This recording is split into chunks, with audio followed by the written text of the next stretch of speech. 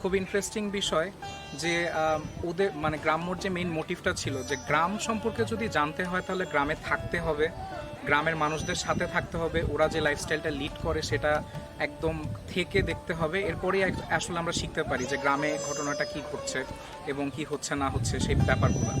তো আমরা এখানে 3 দিনে যে থাকলাম, এখানকার জামদানি যে তাঁতিরা এরা মূলত শিল্পী, এই শিল্পীদের সাথে থেকে আমরা তাদের বুননগুলো, তাদের লাইফস্টাইল, কিভাবে তাদের বাড়িঘরগুলোর গুছানো থাকে, সব বিষয়বস্তুগুলো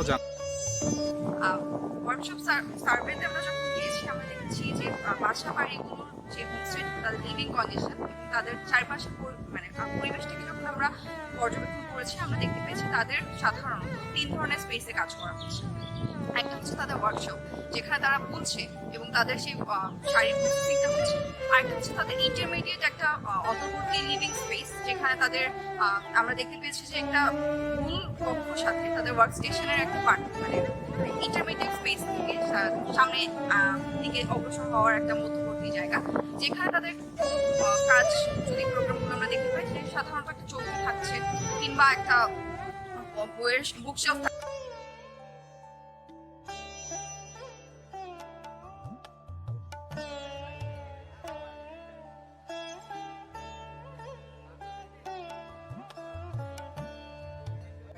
এটাকে কি বলে জানি?